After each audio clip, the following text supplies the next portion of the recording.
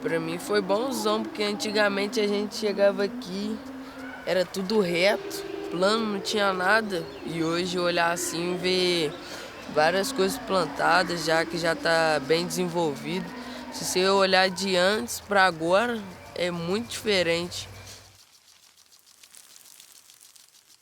Todo dia vem um de manhã, água às hortas, para manter ela inteira, para não ela despedaçar e destruir.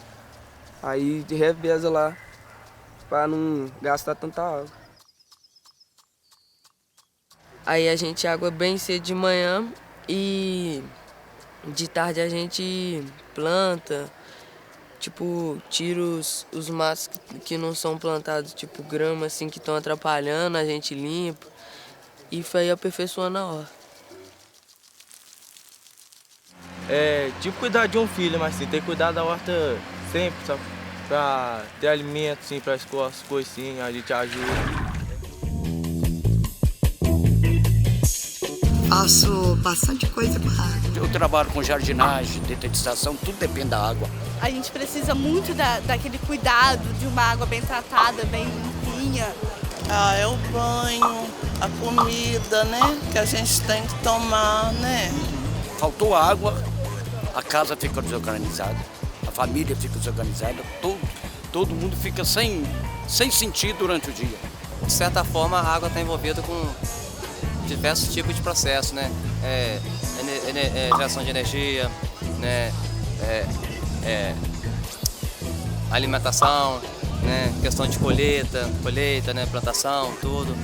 Eu penso que a gente tem que economizar, porque hoje a gente tem, mas e amanhã? Se não tivesse água nas indústrias e tudo mais, não teria como, sabe? Eles trabalharem para manter as coisas, igual pro trabalho. Com o dinheiro do trabalho, compra alimento. Que alimento vai comprar sem água? Como eu sou paraplégico, então eu preciso tomar muita água constantemente para poder manter meu corpo hidratado e também por causa do desgaste físico, porque eu treino em média aí 3 a 4 horas por dia, então a gente transpira muito, então o consumo de água é constante. Como eu falei, é uma fonte de vida, uma fonte de energia para mim como atleta. A água é vida. Ela é a fonte de vida do ser humano na Terra. A medida é consciência, ação e principalmente, né, preservação.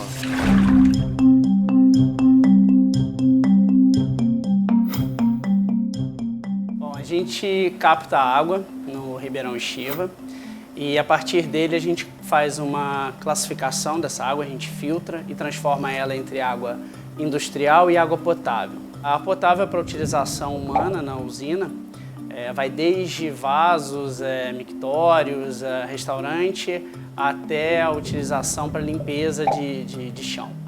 Já a industrial são águas de reposição. São águas que a gente utiliza para repor perda por evaporação nas áreas. Cada vez que a água vai para a área, ela é aquecida e ela tem que retornar e ser resfriada. Nesse processo de resfriamento, ela gera vapor. E essa evaporação é que precisa ser reposta nos sistemas. Se faltar água, a gente não tem como fazer os processos de resfriamento dos altos fornos, não tem como a gente produzir. Se faltar minério, a gente ainda consegue utilizar pelota, cinta, a gente consegue alterar a carga, mas água a gente não consegue substituir.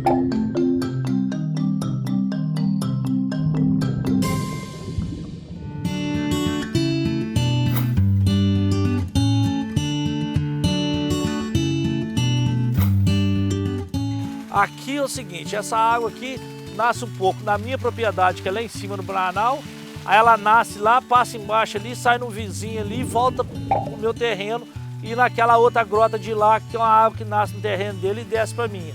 Aí as duas caem no açude ali, e do açude a gente bombeia ela pra cima. Bom, o que a gente fez aqui? Igual agora, por exemplo, a horta da gente está plantando aqui na beirada do açude, na parte de baixo, justamente por causa da água. Aí, ó, que for nas águas, o que acontece? A gente leva lá pra cima, planta lá em cima.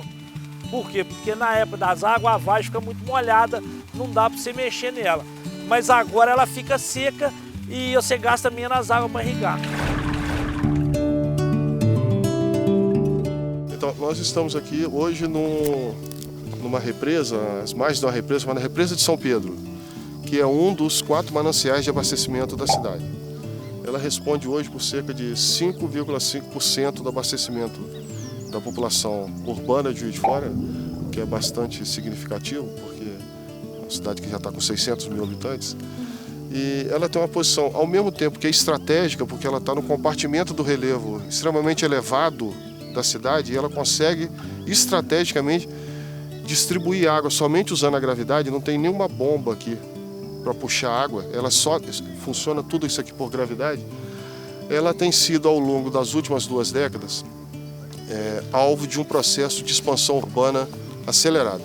Isso tem se dado pela construção de algumas vias de acesso, né, basicamente que contornam a represa. Obviamente que essa melhoria do sistema viário produz uma indução do crescimento urbano aqui, porque valoriza as áreas, obviamente, e o que a gente tem assistido aqui é um aumento do crescimento populacional na bacia de contribuição, e que não vem sendo acompanhado pelo devido e necessário tratamento de efluente. Então a represa tem sofrido muito com a perda de qualidade e com a diminuição da quantidade de água armazenada, fruto do assoreamento que vem sofrendo.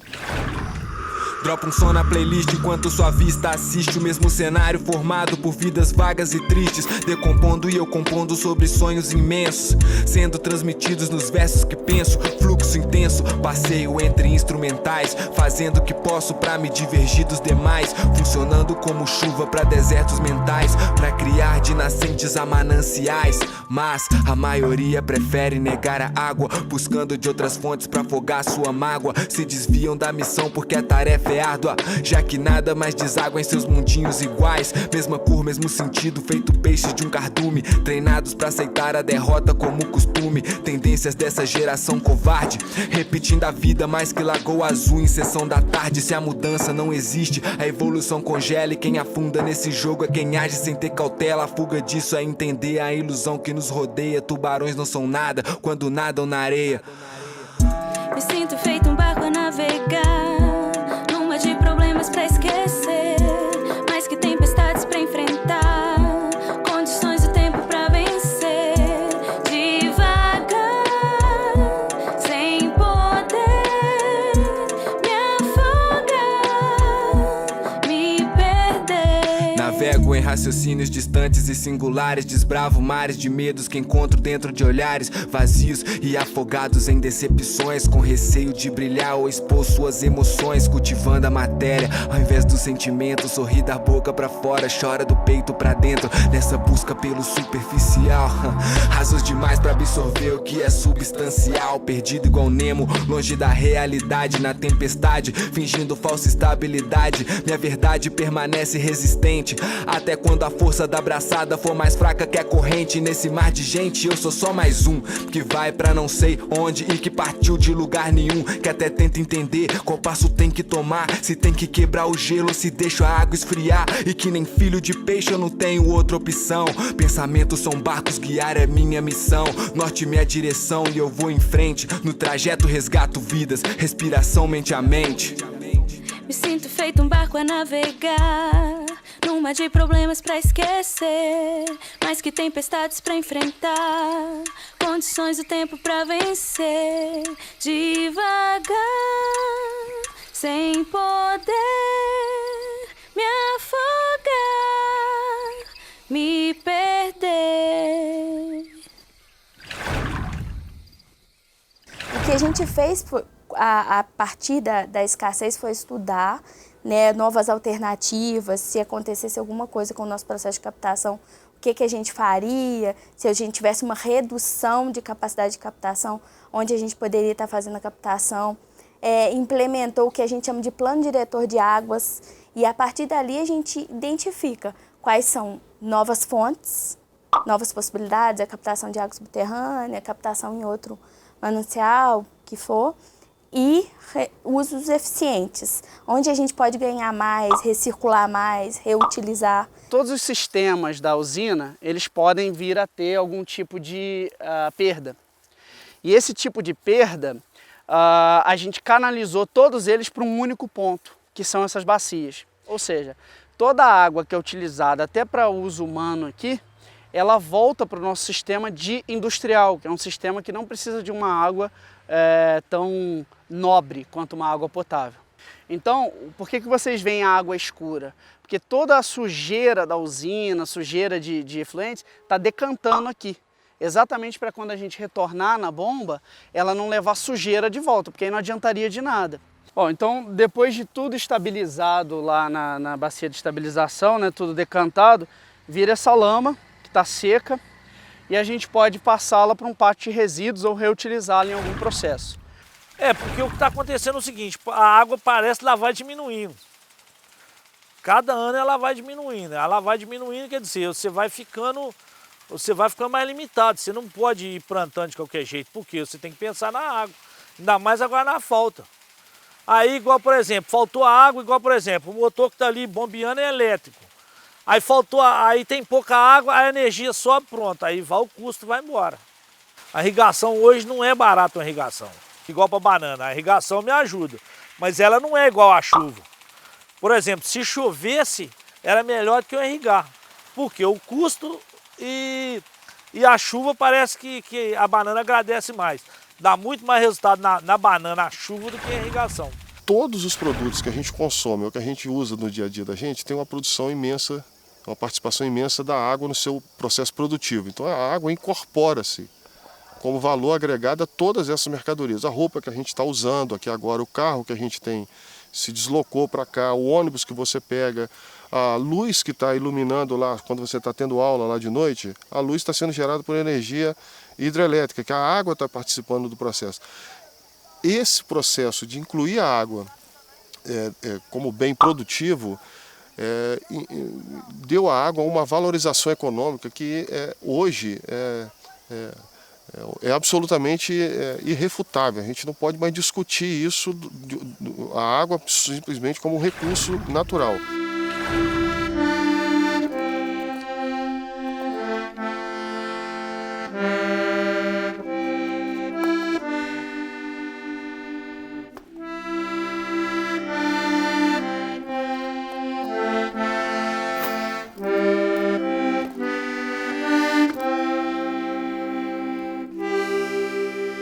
Conta-se que há muito tempo, na época em que os bichos e as árvores ainda falavam, as águas doces de todo mundo só podiam ser encontradas em um manancial dentro de um magnífico oásis que era cuidado por um velho e zeloso jardineiro. Aquelas águas eram responsáveis pela manutenção da vida de bichos e plantas que habitavam aquele lugar. Elas também saciavam a sede de aventureiros e peregrinos que, com suas caravanas, cruzavam as areias escaldantes do imenso deserto.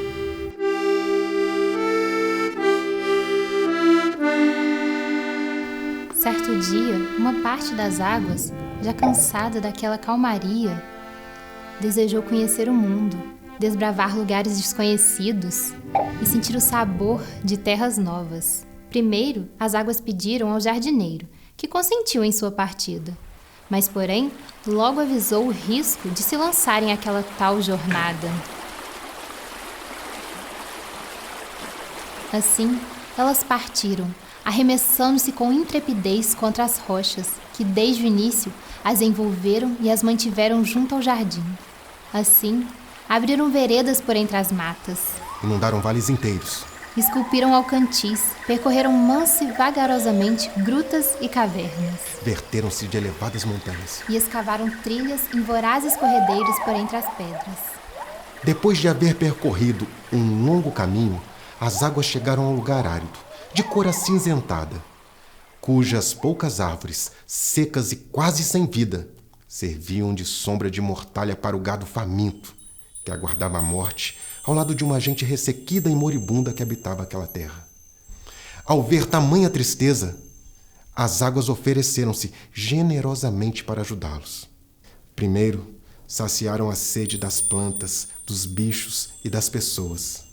Depois, lavaram suas moradas e arremessaram-se sobre os campos regando a terra.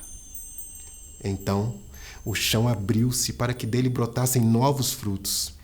Os rebanhos multiplicaram-se nas pastagens e novamente pôde-se ouvir o canto dos pássaros a cada nascer e pôr do sol. Assim, os homens tiveram as suas forças renovadas. As mulheres encheram-se de esperança.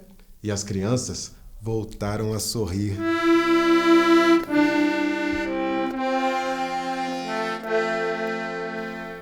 Com o tempo, a humanidade cresceu, aprimorou seus conhecimentos e, com a ajuda das águas, construíram barragens para produzir energia, embarcações que deslizavam sobre as correntezas, máquinas refrigeradas pela umidade, além de muitas outras invenções que trouxeram progresso e riqueza para aquele povo.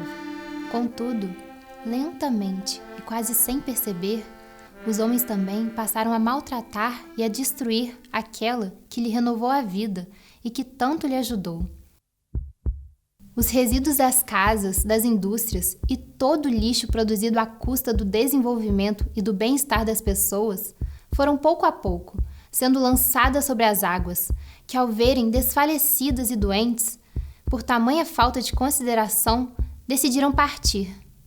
Todavia, isso já não era mais possível, afinal, elas mesmas haviam ensinado os homens a arte de construir paredes elevadas e fortes o suficiente para conter suas ondas.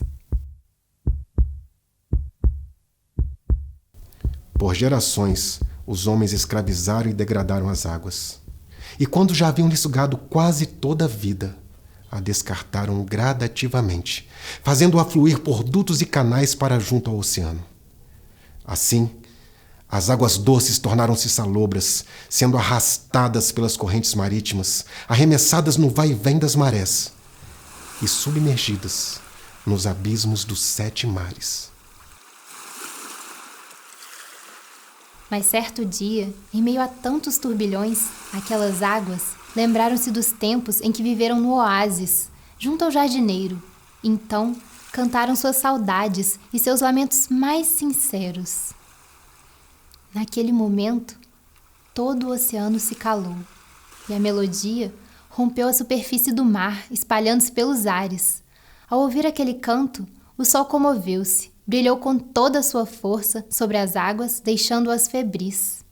Naquela tarde, pela primeira vez, as águas transformaram-se em vapor e tornaram-se mais leves que o pensamento, sendo capazes de até desprenderem-se dos sais, dos peixes, das algas e de tudo mais que havia no oceano.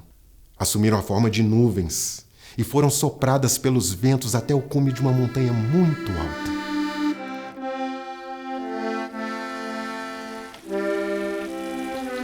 Lá, as nuvens choraram, inventando a chuva.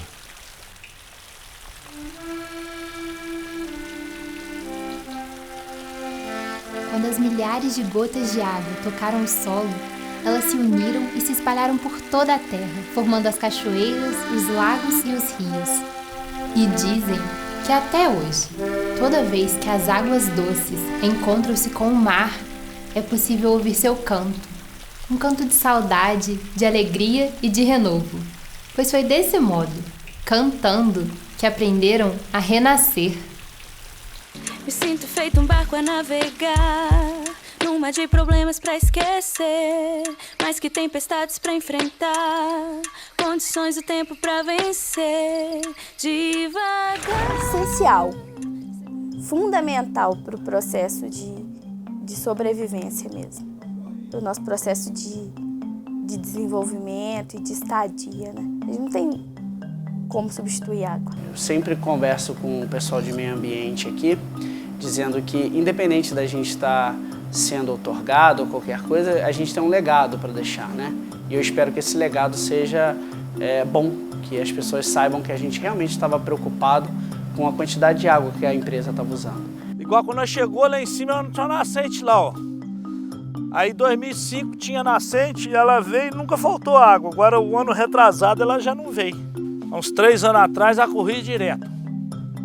Aí dos 3 anos pra cá chega essa época para. Do jeito que lá vai daqui uns 20 anos, meu filho, não vai ter água nem pra...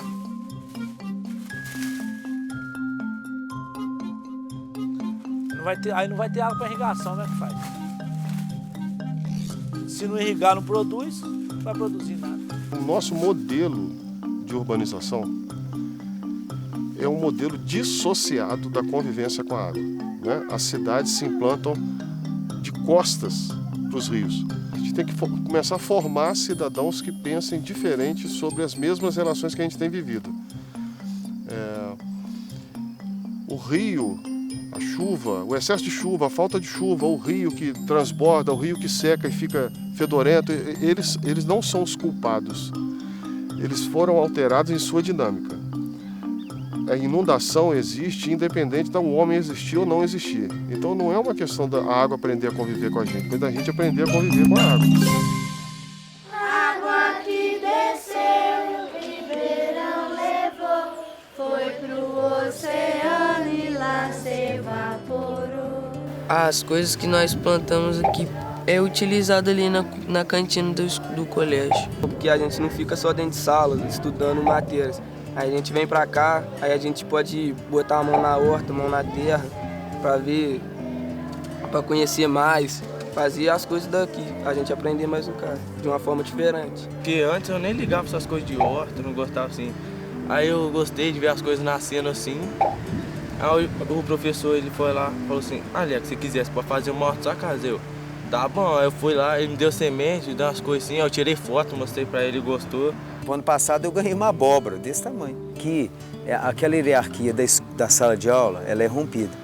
Não dá para eu manter o processo com eles aqui na horta do mesmo jeito que eu mantenho na sala de aula. Então a gente tem tentado construir com eles uma relação de pertencimento para que eu não precise em nenhum momento fazer esse papel de o professor. Se a gente tem um momento de conversa, de bate-papo também, uma roda de bate-papo primeiro, justamente para trazer essa possibilidade da gente contar a história aqui, da gente produzir aqui e da gente não ter uma didatização da horta, né? Mas a horta ensinar para a escola esses conhecimentos que são tão importantes, né? Para a nossa sobrevivência mesmo, para o dia a dia, para o cotidiano.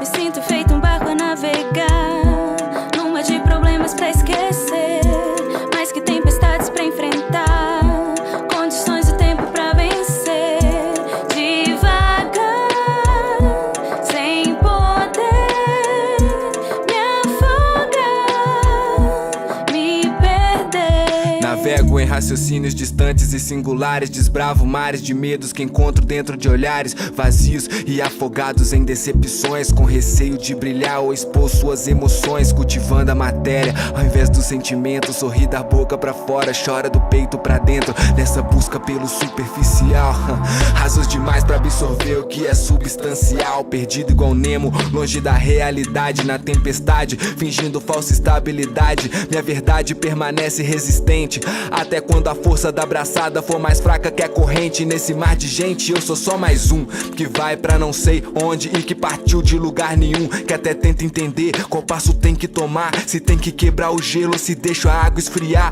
e que nem filho de peixe eu não tenho outra opção, pensamentos são barcos, guiar é minha missão, norte minha direção e eu vou em frente, no trajeto resgato vidas, respiração mente a mente. Me sinto feito um barco a navegar, numa de problemas pra esquecer, mais que tempestades pra enfrentar, condições do tempo pra vencer, devagar, sem poder